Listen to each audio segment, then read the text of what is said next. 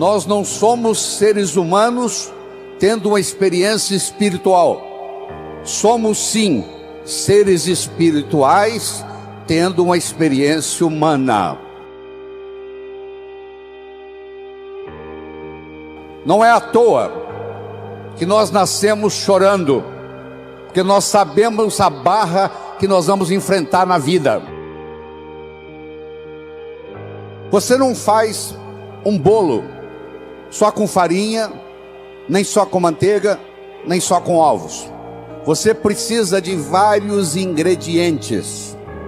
O bolo da vida necessita vários ingredientes. O primeiro ingrediente, eu diria, é o respeito que você tem para com você mesmo. É a sua autoimagem. É o quanto você gosta de você. Ninguém pode ofertar o que não tem. Você não pode ofertar amor para o próximo se você não tem amor por si mesmo. Você não pode ofertar inteligência para o próximo se você não tem inteligência para você mesmo. Você não pode ofertar comunicação para o próximo se você não tem comunicação com você mesmo. Então a primeira coisa que Deus quer da gente é que nós tenhamos o amor próprio, que a gente se respeite no mundo. Isso chama-se autoestima, isso chama-se autoimagem. E eu tenho uma boa notícia para você: autoestima e autoimagem não é feito de cimento, não é feito de aço, é feito de linguagem.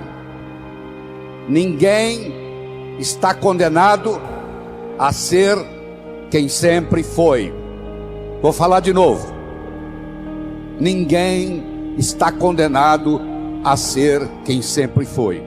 Nós somos os únicos animais no planeta Terra que temos a habilidade de transcender. Transcender significa começar de novo. Não interessa o que aconteceu na sua infância, não interessa o sofrimento que você teve até hoje. O seu passado foi uma necessidade para você chegar até aqui. O seu futuro é uma possibilidade para você ir onde você quiser ir. Mas se você não se conscientizar disso, o seu futuro vai ser nada mais, nada menos do que uma repetição dos padrões do seu passado. Quais são os padrões existentes na sua família que você gostaria de se livrar deles? Porque a sua família, como a de qualquer outro, não é perfeita. O indivíduo, para ser médico, precisa fazer medicina. O indivíduo, para ser advogado, precisa fazer direito e fazer o exame da OAB. O indivíduo, para ser jornalista, precisa fazer jornalismo. Para você ser pai e ser mãe, você só tem que fazer uma coisa: copular, ter relação sexual, e os filhos nascem. Então os pais, 99,99, não estão preparados para ser pai e mãe. Vão aprendendo com o erro dos filhos. Os seus pais erraram com você, os pais deles erraram com eles. Você errou com seus filhos vão errar com seus netos. Isso faz parte da vida. Não precisa ficar com sentimento de culpa disso não, porque é assim que é assim que a vida funciona. A gente vai aprendendo com os erros. No segundo filho você já erra menos, no terceiro você erra menos, se você parar e pensar aquilo que está fazendo de errado. O segundo ingrediente do bolo da vida é a comunicação. Na era da agricultura, mandava no mundo quem tinha terra. Eram os coronéis e era vitalício, valia para a vida inteira. Na era industrial, passou a mandar no mundo quem tinha capital, quem tinha dinheiro. Meus amigos, a moeda mudou e muita gente não se deu conta disso ainda. A moeda hoje chama-se conhecimento. Você é rico ou você é pobre em conhecimento. Mas conhecimento só tem validade quando aplicado, quando passado de um cérebro para outro. E a passagem do conhecimento de um cérebro para outro se faz através do diálogo, se faz através da comunicação. Comunicação se tornou essencial, tanto no sucesso pessoal quanto no sucesso profissional. E faz parte da natureza do espírito humano evoluir. Você nunca vai encontrar uma pessoa que vai dizer assim, ó, eu vim aqui pedir uma graça para piorar um pouco a minha vida, porque está boa demais. Eu acho que Nossa Senhora Aparecida nunca escutou essa solicitação de alguém que vinha visitar o santuário, dizendo que a vida está boa demais e que queria que piorasse um pouco. Faz parte do espírito humano crescer, evoluir. Galgou uma montanha, que procura uma montanha mais alta. E vocês jovens vão ver isso na vida. Você vai atingir as suas metas. Você quer passar no vestibular, passou no vestibular, quer se formar, quer arrumar um emprego, quer ser promovido, quer montar sua própria empresa, e você vai galgando as coisas na vida. Isso faz parte. À medida que você sobe no escalão da vida, talvez o ingrediente mais importante seja o diálogo, seja a capacidade de se comunicar, seja a capacidade de se expressar, seja a capacidade de entender o outro. Então, se você me permite, eu vou apresentar para você um modelo de diálogo que eu desenvolvi. Você vai ver que eu desenvolvi, porque você nunca viu isso na literatura. Eu criei um modelo para isso. Deixa primeiro eu conversar com você sobre modelo. Se eu desse de presente para você agora uma pérola, você provavelmente ia colocá-la no bolso. Se eu me encontrar com você semana que vem e lhe der uma segunda pérola, de novo, você vai colocá-la no bolso.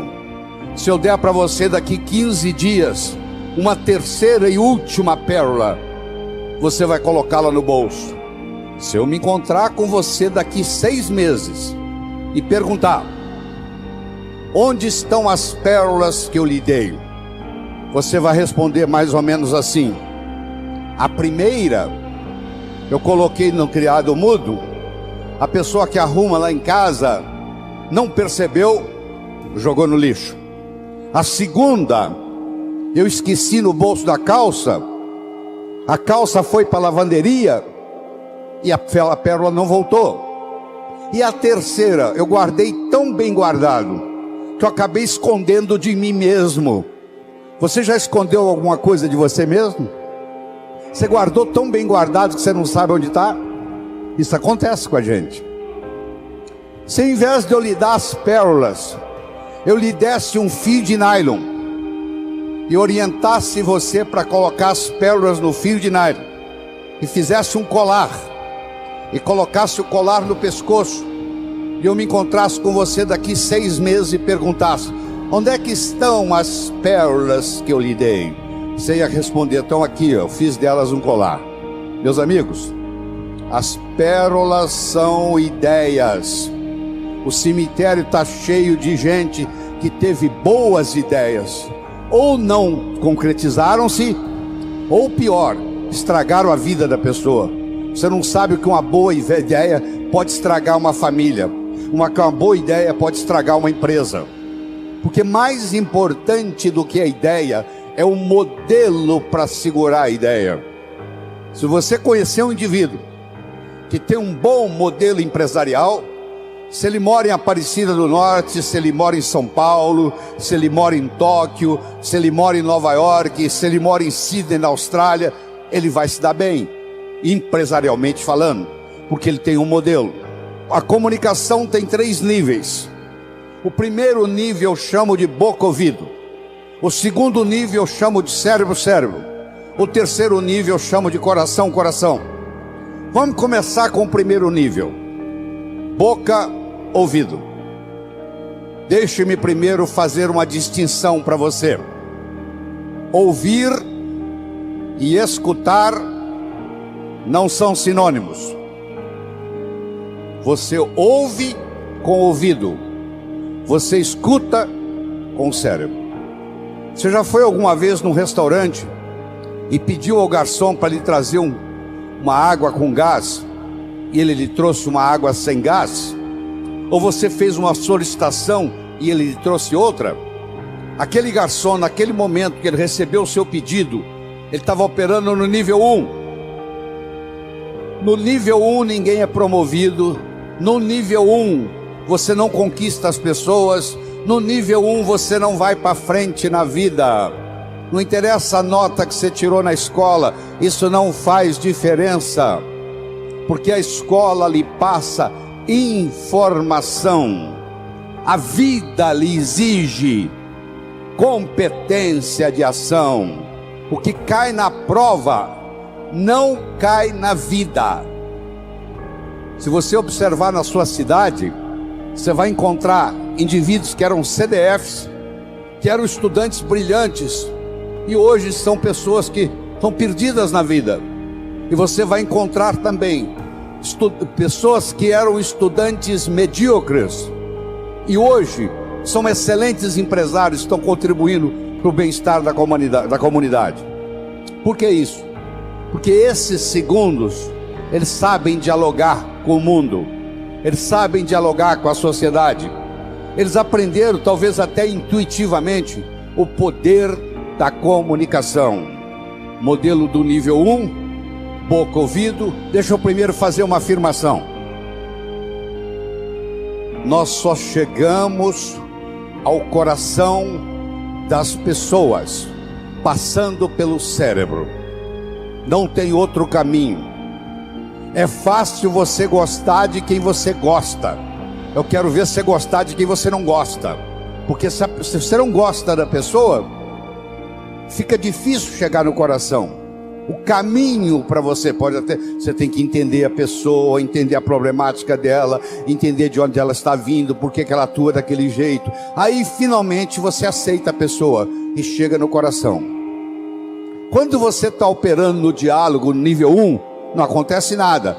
É o pai que está dando um sermão para o filho, e entra num ouvido e sai no outro, e o pai não percebe que ele vem falando isso há 5 anos e não funcionou nada. Pelo contrário, o filho até ficou rebelde de escutar o pai falar aquilo, e o pai não se dá conta que aquilo não é diálogo, que é um monólogo que ele está falando para o vento, porque está entrando no ouvido e saindo no outro. Você deve conhecer um ditado popular que diz assim: a palavra convence, o exemplo arrasta. A palavra convence, o exemplo arrasta. O melhor modo de você educar seu filho não é com sermão. Isso não é diálogo, isso é monólogo. O melhor modo de você educar seu filho é com exemplo, dando exemplos. Aí a água mole em pedra dura, tanto bate até que fura. Ele vai vendo o exemplo daquilo que você quer que ele seja, ele vai observando aquilo todo dia, chega uma hora, ele e ela incorpora na estrutura psicológica. Um pai de 45, uma mãe de 45, que conversa com um filho de 15, ela tem que entender que o filho de 15 nunca teve 45, e uma mãe de 45 já teve 15 anos. Então é função do pai, da mãe, descer ao nível do adolescente, para poder haver uma comunicação. No diálogo, na comunicação, nós temos que modificar um pouquinho aquela frase que você conhece, que não é da Bíblia, tá? Quando eu falar, você vai falar, está na Bíblia, não está não. A frase é assim: faça aos outros o que você gostaria que fosse feito a você. A verdade não é bem essa. Faça aos outros o que os outros gostariam que fosse feito a eles. Se eu convidar você para jantar na minha casa em São Paulo, eu não vou lhe servir o meu prato favorito. Pode ser que você nem coma. Eu vou perguntar o que você gosta. Se eu quero agradar alguém num processo de diálogo, eu tenho que ver o que a outra pessoa quer ouvir. Eu vou começar por ali, e não o que eu quero passar. Está acontecendo com a gente. Eu quero mostrar o meu ponto de vista para você, mas eu não me preocupo como que você vai receber esse ponto de vista. Aí sabe o que acontece? A natureza colocou um ouvido no mesmo nível do outro. Entra num ouvido e sai no outro. Aí não deixa de ser diálogo, passa a ser monólogo, porque não tem repercussão. Para esse diálogo se ocorrer, Primeiro, eu tenho que ter uma mensagem forte. Você só vai continuar me escutando se você estiver gostando da mensagem. Eu tenho que ter algo para poder passar para você. Essa é a mensagem. Segundo, nós temos que conversar de uma forma metafórica. Como é que Jesus ensinava? Jesus ensinava contando histórias. Como é que Jesus ia ensinar como é o mundo espiritual para quem está na terra? Sabe o que ele fazia? Ele fazia de uma forma metafórica. Ele contava parábolas. Ele contava histórias. Quando eu lhe conto uma história, você não pode dizer que você não concorda com ela. Eu estou lhe contando uma história. E dentro da história, eu coloco a ideia que eu quero passar para você. Era uma vez um navio de alta prioridade, porque carregava ouro. E de repente o motor desse navio enguiçou. E o dono do navio disse: para. Traga aqui o melhor mecânico da região. Eles trouxeram. Ele trabalhou um dia inteiro, não conseguiu consertar o motor. Ele disse: para. Traga aqui o melhor engenheiro mecânico do país mais próximo. Eles trouxeram. Ele trabalhou 2 dias, não conseguiu consertar o navio. Ele disse: para. Traga aqui de onde estiver, de helicóptero, quem montou essa máquina desse navio. E eles procuraram, encontraram e trouxeram ele e um assistente. E eles desceram no navio de helicóptero, foram até a casa de máquinas, escutaram o barulho da tubulação, tocaram nos tubos, e tinha uma válvulazinha vermelha num canto. E ele perguntou para o assistente dele: você tem um martelo? Tem, me empresta. Ele foi lá e pim, ligue. Eles ligaram, tudo funcionou às mil maravilhas. Os 3 indivíduos que trabalharam, o primeiro que trabalhou um dia, o segundo que trabalhou 2 dias, e esse que deu a martelada na válvula, mandaram as suas respectivas contas. Quem trabalhou um dia mandou uma conta de $100. Quem trabalhou 2 dias mandou uma conta de $400, $200 por dia, porque ele havia trabalhado 2 dias e ele era mais sofisticado do que o outro. E quem deu a martelada mandou uma conta de $10.000.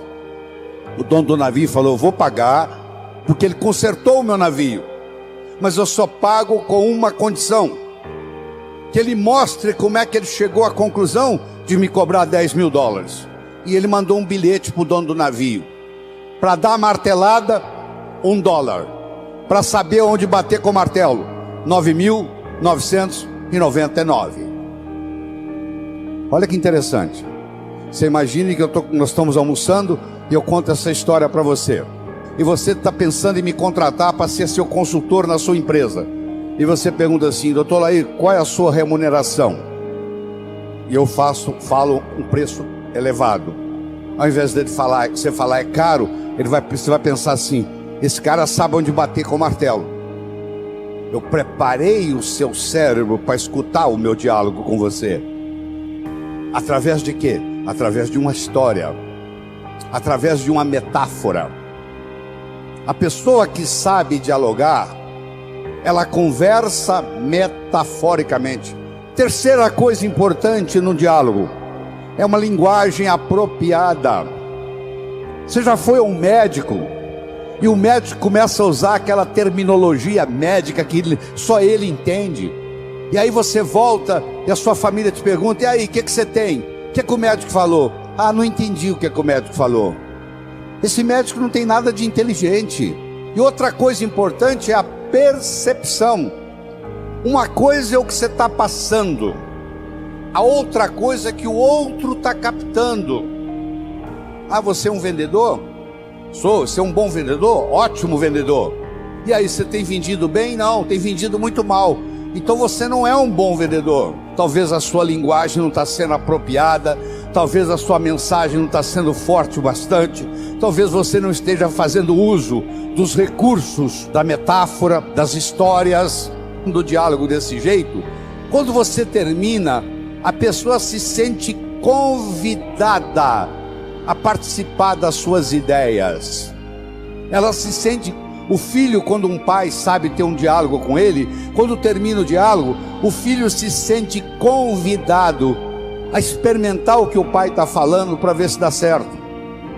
É um convite que ele recebe. Na vida, nós somos julgados por 4 coisas. 4 coisas.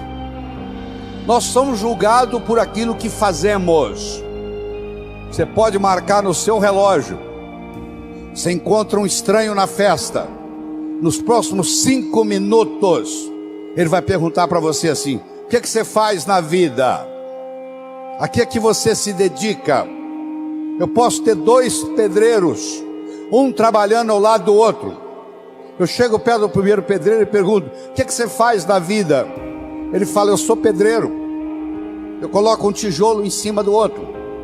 Eu chego perto do segundo pedreiro que está ao lado dele e pergunto: o que é que você faz na vida? Se eu sou pedreiro, eu estou construindo o Maracanã, o maior estádio de futebol do mundo, que vai ficar aqui para a posteridade. Quero que você saiba que os 2 fazem a mesma coisa. Só que esse segundo pedreiro, ele não vai ser pedreiro muito tempo, não. Logo, logo ele vai ser construtor, porque ele não está colocando um tijolo em cima do outro. Ele está construindo Maracanã.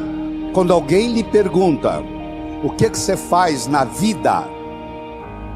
Você tem que responder de um modo que agregue valor à sua contribuição para o mundo. Então, você quer melhorar seu poder de diálogo, você tem que definir a sua contribuição no universo de uma forma que agregue valor.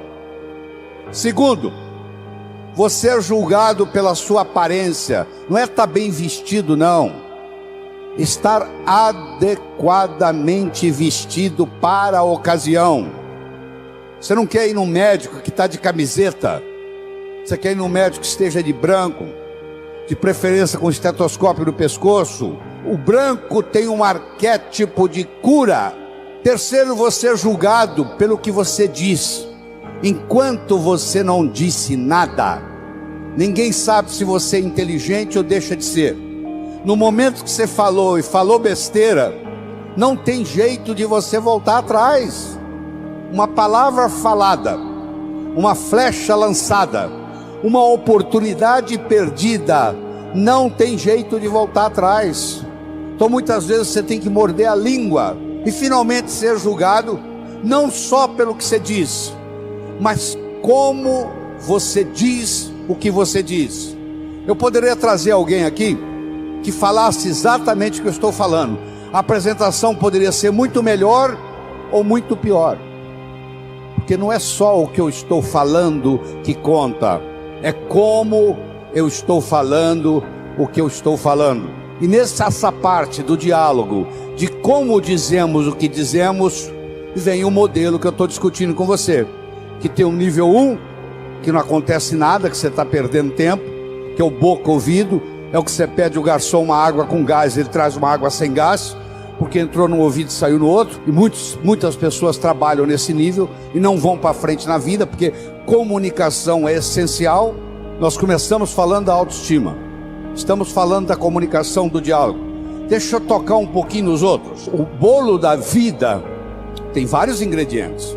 Outra coisa importante para você jovem que está nos assistindo, e é jovem de qualquer idade: juventude é uma coisa que você decide. O que eu vou fazer na vida está para frente ainda. Já fiz muita coisa, mas o que eu vou fazer muito mais ainda está pela frente. Quando eu mantenho esse foco no que eu vou fazer, o meu organismo não envelhece. Ele mantém a energia da juventude. Todos vocês conhecem o conceito de uma ampulheta, não conhece? Você já pegou uma ampulheta na mão? Aquele reloginho de areia? Vamos imaginar uma ampulheta. A ampulheta tem a areia que ainda não caiu, a areia que está caindo e a areia que já caiu. A areia que ainda não caiu é o futuro. A areia que está caindo é o presente. E a areia que já caiu é o passado.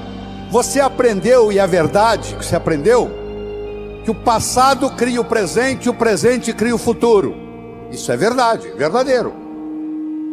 Mas Einstein provou a não linearidade do tempo. O tempo não é linear. Então eu vou provar para você agora, nessa conversa aqui, que o futuro cria o presente também. E o presente recria o passado. Se você comprar na segunda-feira uma viagem de volta ao mundo para daqui um mês, eu lhe garanto que a segunda-feira já começa a ficar mais interessante. Faltam 30 dias, 29, 28, 27, 26, 25 para a viagem. Você já escutou um ditado que diz assim: muitas vezes a antecipação da festa é melhor do que a festa propriamente dita. Lembra aquela ceia de Natal que você preparou na sua casa com todo carinho, que você levou meses preparando, e na hora da ceia os dois cunhados começaram a discutir e estragou a noite? A antecipação daquela ceia foi muito melhor do que a ceia. O que acontece? Se eu tenho metas para o futuro, jovens, por favor, me escutem. Se você tem metas para o futuro, o seu presente fica mais interessante, porque você vai viajar daqui 30 dias, daqui 29, daqui 28. Se você não tem perspectiva de futuro, aí a droga te domina. Todo drogado que eu conheci, que eu tratei, que eu cuidei como médico, todo drogado perdeu a perspectiva do futuro. Ele não tem a noção do amanhã. Ele acha que só existe hoje. Quem só acha que existe hoje não vai se preocupar o que a cocaína, a maconha, a heroína vai fazer no corpo, porque perdeu perspectiva de futuro. Então eu espero que você entenda que o futuro cria o presente.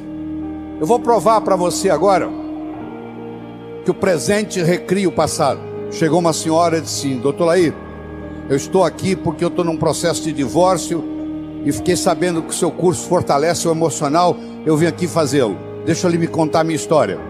Eu sou casado há mais de 25 anos, eu e meu marido decidimos por opção não ter filhos. Ele trabalha numa multinacional, eu trabalho noutra. Ele sai de segunda a sexta para viajar pela multinacional, e eu saio de segunda a sexta para viajar pela minha multinacional. Sexta-feira à noite nós nos reuníamos, íamos para um sítio que nós temos em Valinhos, perto de São Paulo, e nós passávamos sexta-noite, sábado, domingo, voltávamos segunda de manhã. A minha tia que me criou, eu levei-a para passar o final de semana no sítio. Ela teve uma parada cardíaca e morreu no sítio. E eu nunca mais tive coragem de ir lá. O meu marido não abre mão, ele viaja durante a semana e sexta-feira ele vai para o sítio. Eu não vejo ele durante a semana, não vejo ele no final de semana. Nós somos distanciando, estamos num processo de divórcio. Eu perguntei para ela assim: mas por que a senhora não vai no sítio? Falou: porque a minha tia morreu lá. Eu falei: mas justamente por isso.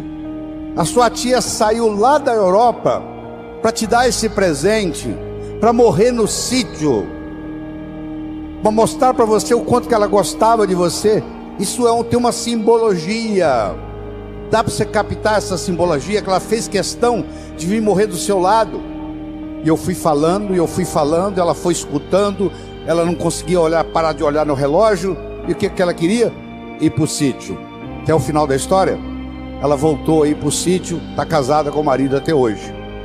Eu não consigo mudar o fato da tia dela ter morrido no sítio. Eu mudei no diálogo a interpretação da morte da tia dela no sítio. Eu não consigo mudar o passado de ninguém, mas eu quero que você saiba que tudo que aconteceu com você aconteceu por uma necessidade, talvez espiritual, talvez tenha trazido você até aqui. Eu não vou perdoar o meu pai pelo que ele me fez. Onde é que está seu pai? Ele já morreu. Ele vai ficar muito sem dormir hoje à noite por causa disso. O fato de você não perdoar o seu pai é mais ou menos assim: eu vou tomar o veneno para matar aquele cara, mas eu tomo o veneno. Isso não é tão ridículo, não é? O cara vai tomar o veneno para querer envenenar o outro.